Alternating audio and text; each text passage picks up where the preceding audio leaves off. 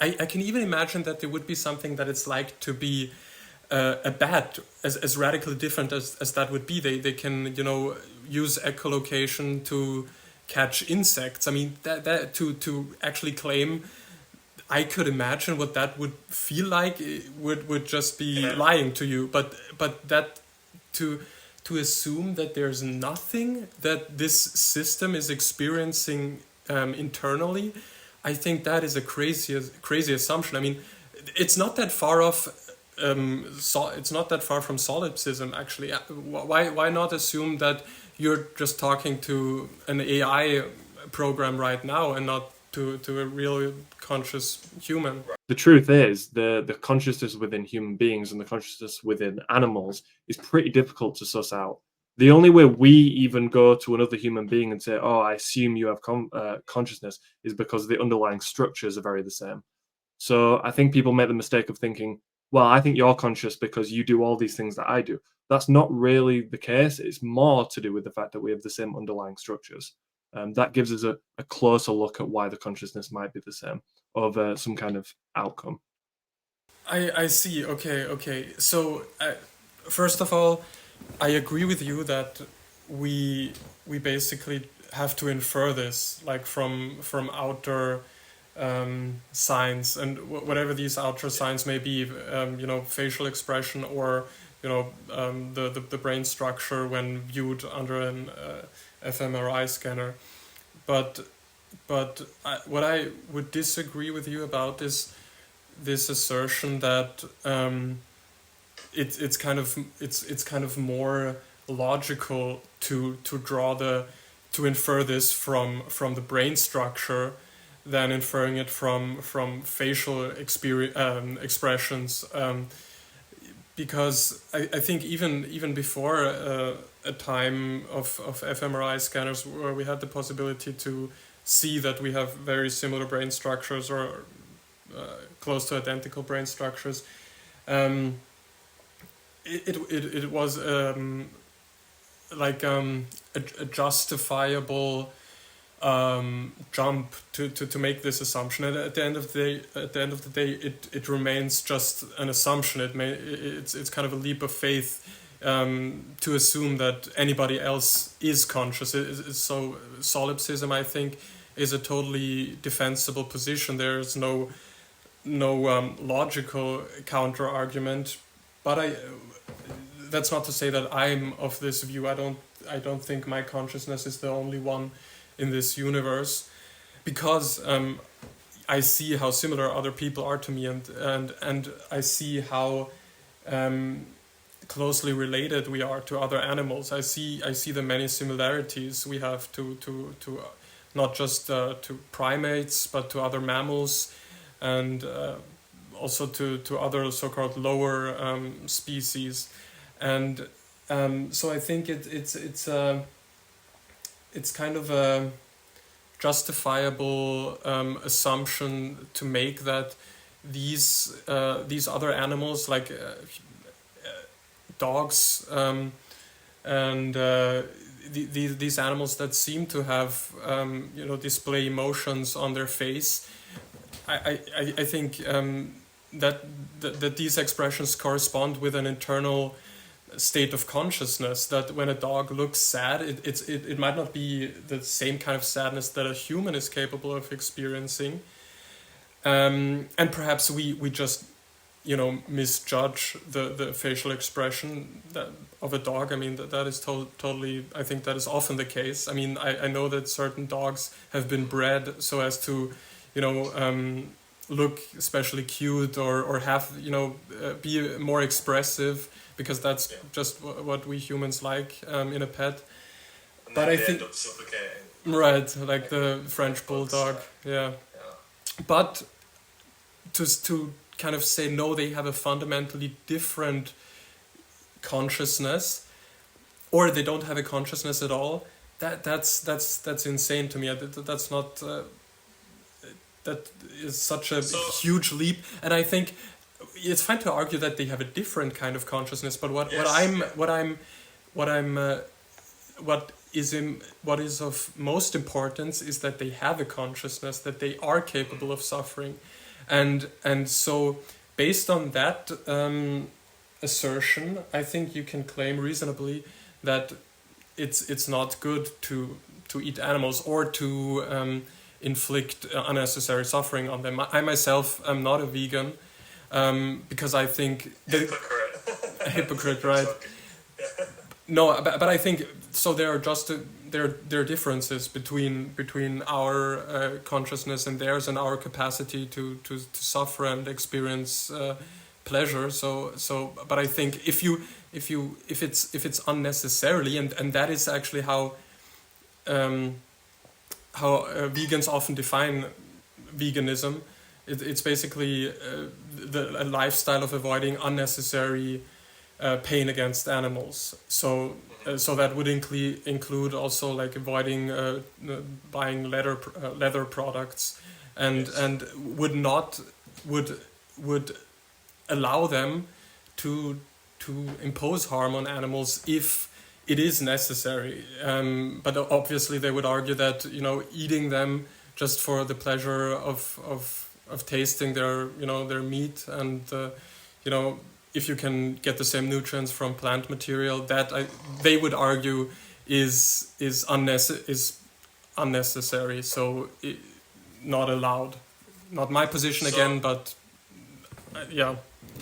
I understand. So there's loads of places you can go with this, but essentially, so the first thing that needs to be cleared up is, I think it's hard to say that animals don't experience consciousness. I think it's almost definite, just by the way we kind of define it.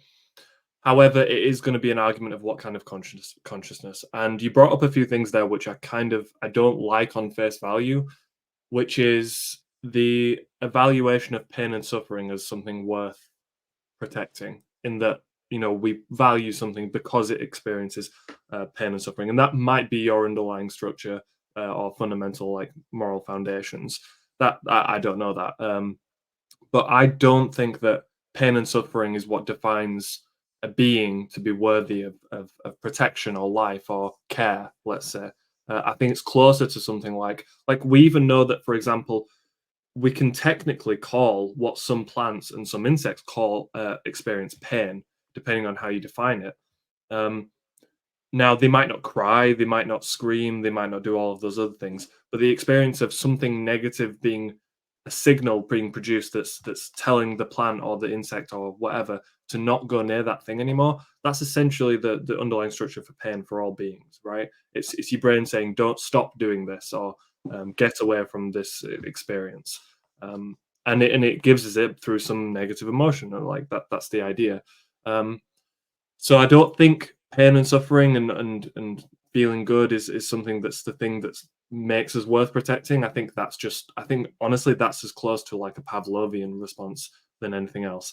I think, my personal opinion, and I think this is where Destiny kind of is pushing me closer and closer to his position, is that I think the thing that's worth being protected is the experience of knowing what it is like to be something, which actually was interesting because I used to say a very similar thing. I've rephrased it, but I used to say a very similar thing. Before then, I heard Destiny say the same thing. I was like, oh, maybe if I wanted to be consistent, the position of not giving a shit about animals is the better one, to be consistent, rather than thinking, I don't really care about butchering animals, but I kind of like my dog, and so I think it'd be wrong to kick my dog, which is a very hard position to get over, but it is something that I think I'm pretty much there, I think.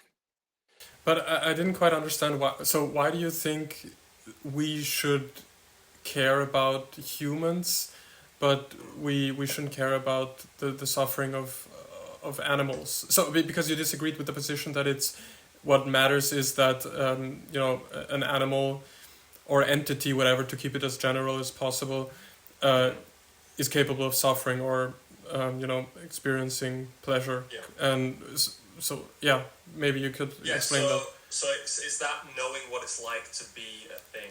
Knowing that it's like what it's like to be a thing, but Yes. that to me sounds like what consciousness is.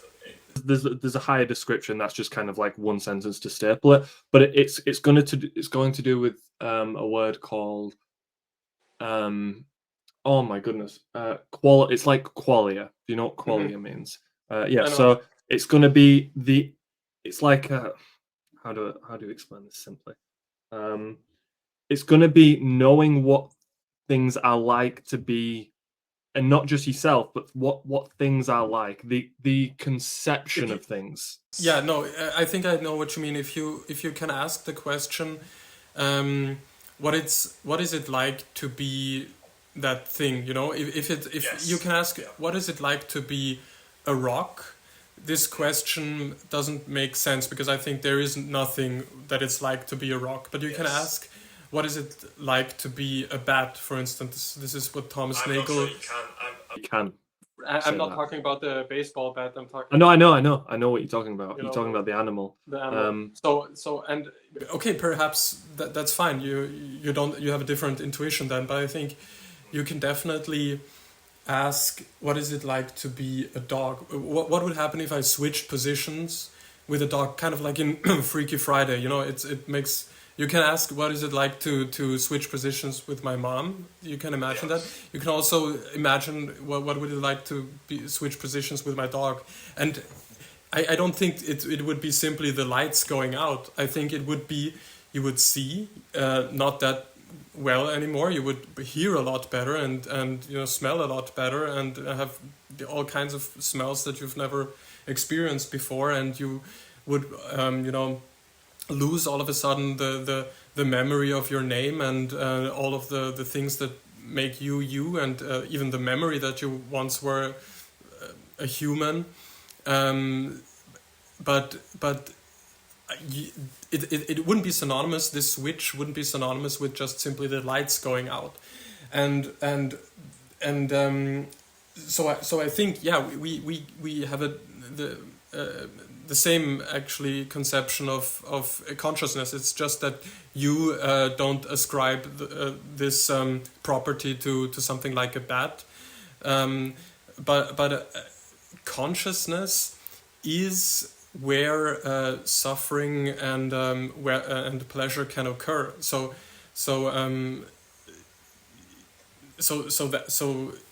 I don't see how you can argue that it's we should protect, you know, an animal or a human because they're conscious, but it's not actually about their suffering. So that I can't follow at all. So we're going to break apart here, and we're not going to agree. Now we can fight on the places. We can kind of go into the weeds with it if you'd like.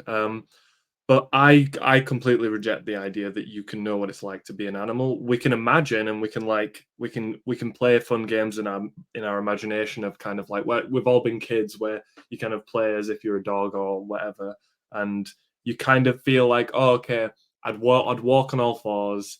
I'd feel like I'd have fur on me. Maybe I'd be able to run really fast, or maybe I'd be able to bite things much better. Things like that. However, I think that is ignorance. I don't think it's unintuitive. I think it's very intuitive. I think you said maybe that's not my intuition. It is my intuition because I've always been raised kind of thinking that way. I think, but I don't think that intuition is correct because, as I said, I think we often project our reality onto things similar to us. So, for example, if I could, this is actually a great example. If you've ever watched a film including some kind of future where there's AI people or AI robots, have you seen the new Blade Runner, for example? I haven't, no. Okay, I'm sure you've seen some like sci-fi film set in the future where there's a mixture between, you know, traditional human beings and cyborgs and AI robots that feel like they can, you know, they're experiencing consciousness. If I was to pull up like an AI girlfriend on this computer and she was to respond to everything exactly the way a human would, she would react to things in real time. She'd just be in 2D. Maybe you could even project her into 3D in the future, right? We would naturally feel something towards that. We would feel our intuition would feel care for that thing, even though we know deep down that, or some people might think it's conscious, but I think a lot of us would think probably not conscious. but it reacts like it's conscious. It acts like it's conscious, and I feel very much the same about animals. That's where we're going to break. Okay, but that position I don't understand at all, because I know what you're arguing is that our intuitions can be fooled, and I totally agree with you Yes. there. With the AI girlfriend example, totally fair. It's my assumption is also that you know, if you program, you know, something like this, it wouldn't be conscious. I don't assume that ChatGPT is conscious, you know, and yet it is possible for a human to assume that it is. Like, I think ChatGPT would pass the famous Turing test. It's because the Yes. Turing test, as it was conceived, the computer was in another room, so that it had nothing to do with, you know, seeing an actual face of or expressions of a robot or anything. It was just about a conversation, It has. and ChatGPT conversations are, you know, I think indistinguishable from humans, from at least, I mean, there are ways to figure it out, but at least superficially it's very difficult to suss out. But what I'm saying is that our intuitions can be gamed like this shouldn't lead to the assumption then that our intuitions are gamed by, or are we're just being tricked by the you know, expressive face of a dog. I mean, because we know that we are made up of the same biological matter that that we are made up of. We can trace back our lineage to when, you know, mammals first split from whatever precursor there was, and where you know, canines split from felines, and you know, the evolutionary tree. So there's a fundamental difference, because a dog is not you know, a human creation. It's not a program designed to trick us. It is. So I think it's a crazy assumption to make that there's nothing that it's like to be a dog. And fine, I totally concede that it's difficult for me to imagine what it would actually be like. But what I can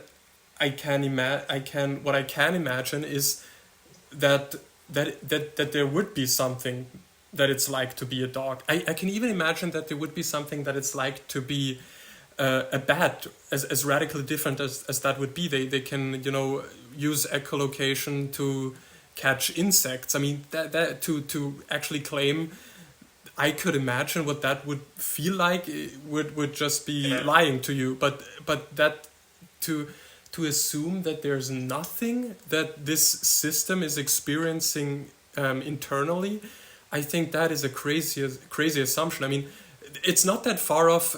It's not that far from solipsism, actually. Why not assume that you're just talking to an AI program right now and not to a real conscious human? So, if you were to ask me the question, do I 100% know that I'm talking to a conscious being? I would say no to that. It's going to be a very frustrating. Like I said, I think I said this in the last conversation. I think it really depends on what level you're talking at. So let's say we were talking. It was kind of like the morality debate. If you're talking about an applied position, it's going to be all the way up here, where you're going to use words like good, bad, morally wrong, even. But then when you get more fundamental, more and more, I'm gonna not be able to basically admit to anything being wrong or anything be bad or good intrinsically, and so on. It's the same with this. So if you were to ask me a question such as, do I know that I'm talking to someone who's I would say no, but I would say I have a pretty good idea, just because, and it would just be an induction thing, which would just be, you know, I've done this many times before. I have no reason to assume otherwise. Maybe that might not be logically consistent, which I understand because of the induction problem. But like, it works for me on every day. So I need to ask a few questions just to kind of see where your position kind of cuts off. So if I was to ask you, can you imagine what it's like to be a spider? What would you say to that? I can't imagine what it would be like to be a spider, but I can't imagine that there is something that it's like to be a spider. You know what I'm saying? Okay. That's interesting because I think obviously something like a spider is a lot closer to something like a plant, where it's got a very, very basic structure. At some point, my intuition breaks down. Like I can't.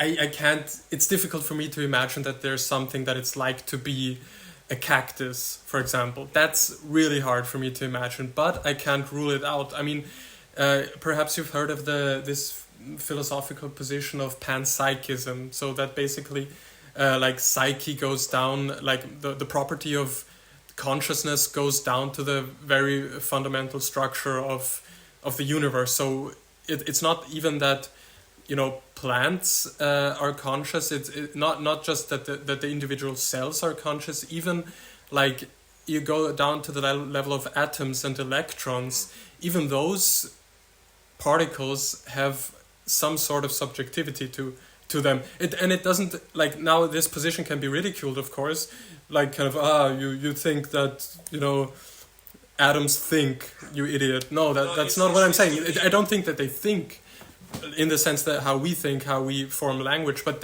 there's some kind of internal state, some kind of warmth or buzzing or whatever. I mean, No, but the issue, I have a really big issue with this because I think when people think about that, when people think of, even like you were saying, even just a buzzing, even if it's just a 0 and a 1, like a binary, where it's like experience. Let's say an atom had like a little trigger that said, like, oh, the electron is there or something like that, right? We kind of imagine what that would be like, and we think, oh yeah, okay, flashing light on or something like that, or like I hear a noise, not hear a noise. But the issue is you're baking in so much human experience into that imagination. Even with the insect, you imagine being able to see, and not only see but understand. When you're looking at things, you would be able to see grass roots. I'm not even sure if like dogs, even dogs, see the same thing we do when they look out. Even if they've got the but same they see structures in their something. eyes. So They do dogs are see something, conscious. yes. They Okay. see something. I have to be really specific. They see something. They see something in the same way a microphone can hear. So you think dogs are not conscious? So why not just mistreat them? No, Why no, not I just, think there was you know, cut them I up and do whatever, you know, torture them? I Doesn't wouldn't matter. have a problem with that, actually. Really? Yeah. Yes. Yeah. Zero moral. Okay, but okay, then let me, you know, test out how far this, Yeah. Push back. you know, this position of yours goes. So, what would you say is wrong about a person? You know, let's say you drive down the highway, and at the side of the road you see somebody, you know, just kicking some roadkill. You know, just, you know, mistreating it. I mean, it's not conscious, but it's, you know, he's somebody just, you know, having its way with a you know, dead dog on the side of the road. Yeah. So the action itself, there's nothing immoral about it. However, there is a caveat here that needs to be stated. So if you were to talk to me, even in a more extreme situation, if you were to tell me you see a man doing like something like, I don't know, like doing something horrible to like a real life, like an alive animal, I would say that the action itself, there's nothing immoral about the action because I don't put any moral weight on the animal. However, in the same way, if I saw someone having sex with a toaster or a wall, or even something even worse than that, something like horrible, even if it was just a picture on a screen, we value, for example, like child porn. Why do we, like, we see someone doing something like that, and there's no harm being committed in that moment. There was harm committed for it to happen, obviously, but in that moment, once all the rest has happened, once the picture's been taken, and, you know, whatever, and the guy's just like looking at the picture, we see something wrong with that. But there's nothing morally weighted on the phone screen itself. It's what it implies, right? It implies someone's taking photographs, you know, so on, and this person has desires that are not so okay. But the reason we do that is because we believe there's probably something wrong with the person to be able to do something like that.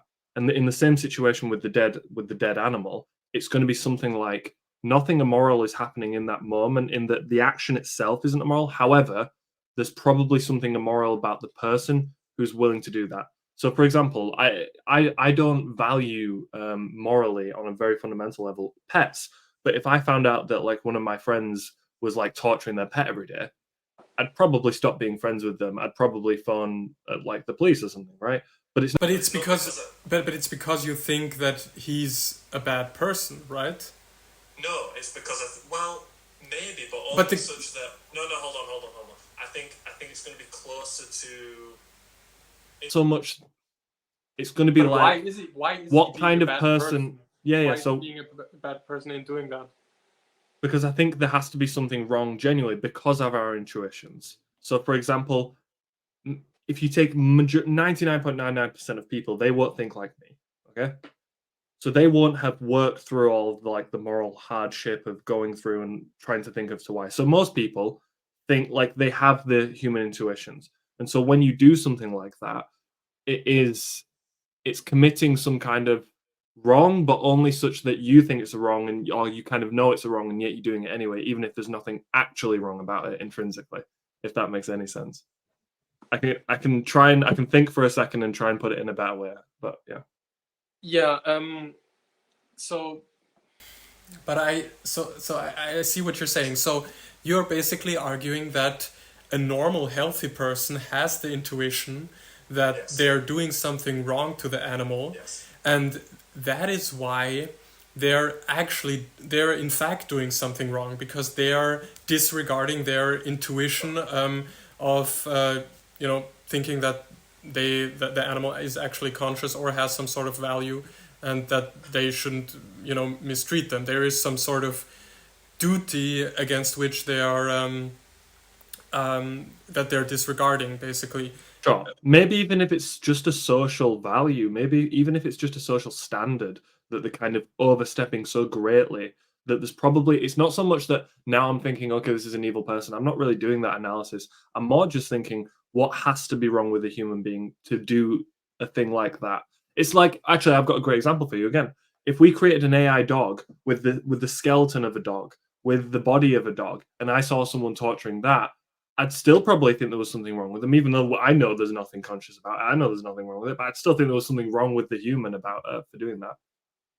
You know what I mean? I get what you mean, and I know why you think that that there's something wrong with the human, because a healthy human, has the intuition that there's something going on in the mind of this dog, and that he's feeling pain, and so I can totally justify being a meat eater, even though I'm in agreement that even though I think that animals can suffer and that they're conscious, even some animals on the lower rung of the evolutionary tree, based on the fact that they're it's not the same type of consciousness. It is they can't. For instance, I don't think that an animal has the capacity to make plans for the future.